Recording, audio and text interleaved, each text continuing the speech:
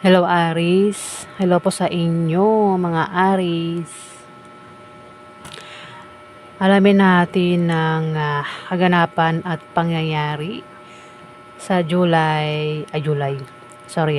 sa August 10 hanggang August 16. Ito ay isang linggong kaganapan sa inyo mga Aris at bahala na po kayong makaresonate dahil marami po ang Aris. Ayan, maraming Aris. Umpisa na natin. Ganap ay Aris sa August 10 hanggang August 16.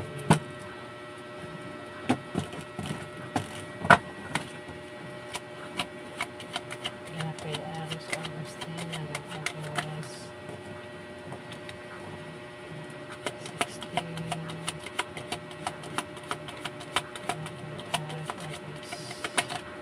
Yan na August 16.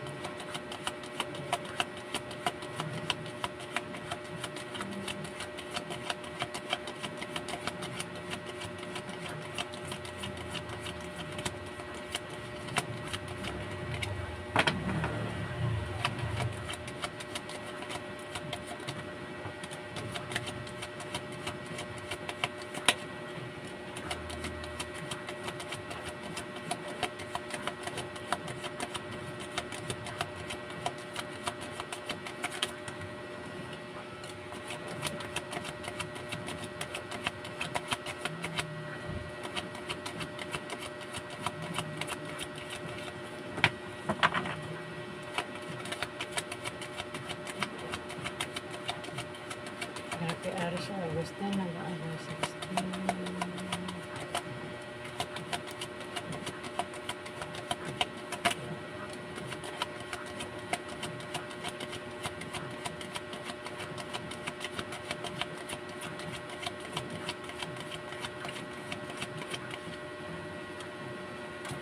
Ay.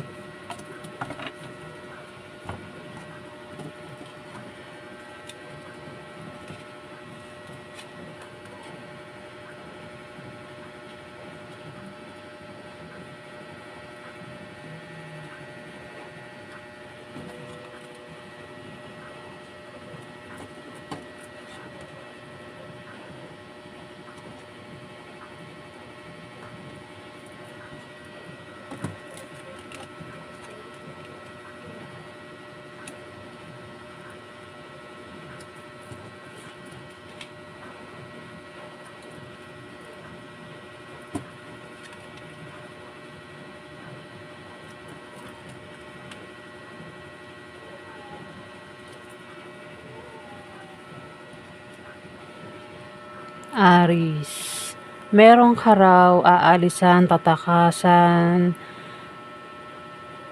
aatrasan. Pwedeng tao, lugar, bagay, sitwasyon, pangyayari, trabaho, negosyo sa 1 week na yan. Pwedeng nangyari, no? Ang mangyayari pa lang, Aris.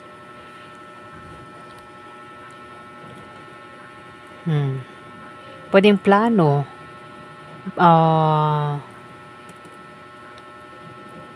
Kasi pwedeng ang iba sa inyo pwedeng meron kayong ginawa dyan na parang sa bandang huli nalaman mo na manloloko pala yan, ganyan. Kaya dito parang inalisan mo o alisan mo, Aris.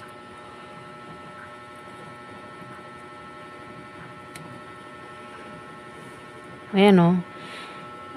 Pwede nangyari na nga ito o mangyayari pa lang bahala na kayo makaresonate Kumbaga, kung may plano kayo o gagawin sa 1 week na yan, mag-ingat kayo kasi pwedeng maloko kayo dito sa binabalak nyong yan, Aris.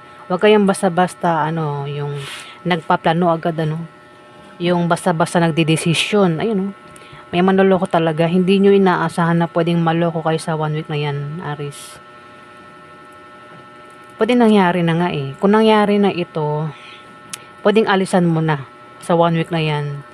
Alisan mo, takasan mo, atrasan. Kasi maring nabuking mo na panloloko lang pala o may manloloko Diyan, Aris. Baka niloko kayo. Kaya maring alisan mo, Aris, ang kung sino man itong nanloko sa'yo.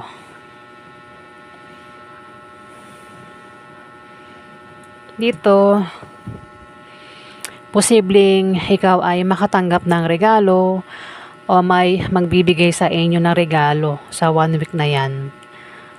Pwede rin na may mag-o-offer, may mag-aalok. O baka makatanggap kayo ng pamana sa 1 week na yan, Aris. Pwede rin na merong withdraw. May pag-withdraw na mangyayari sa 1 week na yan, Aris. Withdraw. Pera mo, maaaring withdrawin mo na, Aris. Maaaring meron kang paghahagastusan sa 1 week na yan, Aris.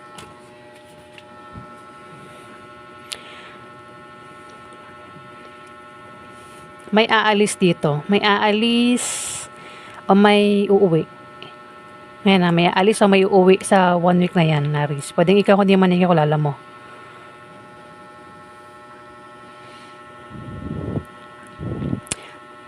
Aalis, magta-travel o may pupuntahan sa 1 week na yan. Pwede rin na may magpapaalam dito. O baka naman may hindi magandang imbitasyon o pangyayari ang darating pero kailangan. May hindi balanse sa inyo sa 1 week na yan, Aris. Hindi balanse. Balansihin nyo yung hindi balanse sa inyo. Ayan, Aris.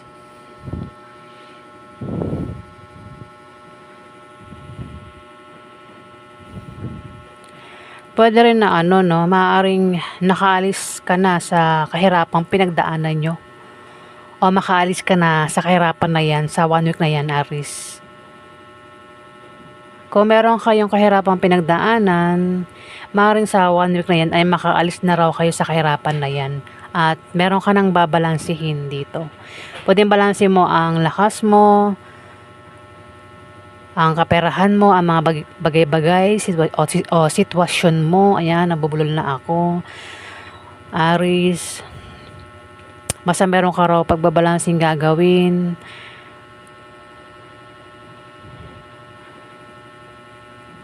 Pero mag-ingat ka pa rin daw sa mga taong maaaring manloko sa'yo. Talagang may manloloko, Aris, mag-ingat sa manloloko. Wag basta-basta maniniwala, Lalo na kung may edad na tayo, huwag tayong basa-basa, yung parang batang madaling mapaniwala. Diba?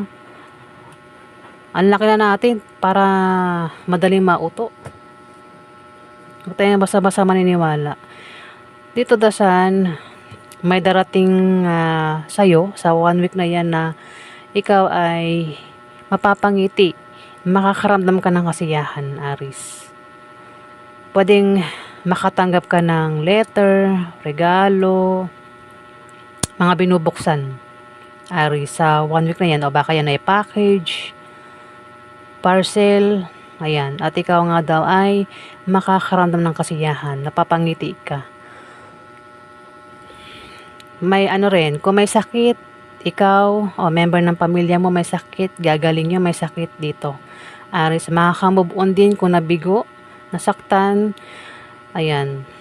Makaka-move on at mawawala yung pain, yung sakit, mawawala, Aris.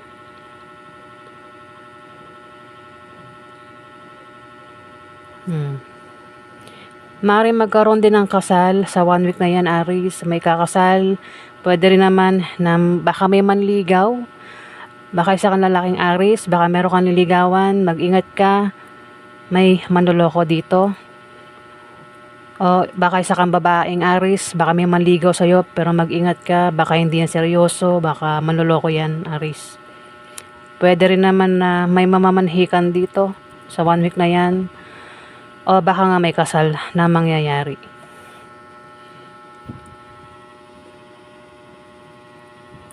Pwede rin naman na ang iba sa inyo ay makatanggap ng gantimpala sa 1 week na yan, Aris. Pwede rin na makatanggap ng bulaklak o ikaw mismo yung magbibigay ng bulaklak, Aris. Puwede rin na iba sa inyo ay balak mo ng magbakasyon, mag out of town o magpahinga sa 1 week na 'yan, Aries. Ito yung sinasabi kong manloloko. Mag-ingat sa manloloko kasi parang nakikita ko may sabuatan na mangyayari. Ikaw lang yung nakapiring ang mata rito. Alam ng iba na niloloko ka. Sabuatan sila, Aries. Ikaw lang yung may piring ang mata. Pero yung iba walang piring ang mata. Alam nila na niloloko ka pero hindi sinasabi sa'yo, Aries. Kaya mag-ingat sa mga offer, invitasyon, kung ano man yan, lalo na pagpatungkol sa pera, o baka may manliligaw, mag-ingat, baka hindi yan seryoso, Aries. Uso na ngayon yung love scam.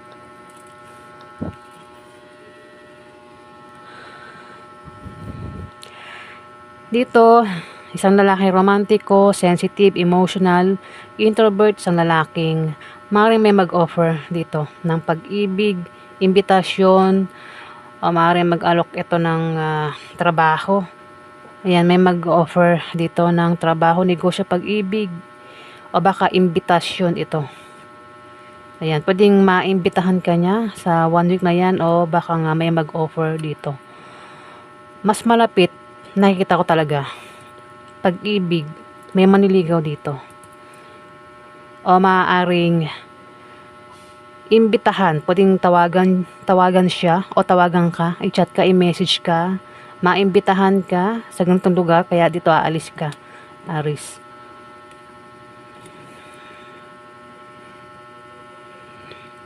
The World, last card. Ang ganda ng last card, oh. Hawak mo ang mundo mo sa 1 week na yan, Aries. Lahat magagawa mo. Walang pwedeng humadlang sa'yo. Sikat ka raw at lalo ka pa raw sisikat. May pag-angat din sa kaperahan mo. Ayan, oh. Ikaw ay makakaramdam ng kasiyahan sa 1 week na yan, Aries. The World, hawak mo ang mundo mo. Wala nang pwedeng humadlang sa'yo. Dito, Aries. At magiging masaya ka na raw sa 1 week na yan, Aries. O ayan po ang ganap sa inyo, mga Aries. Maraming salamat po.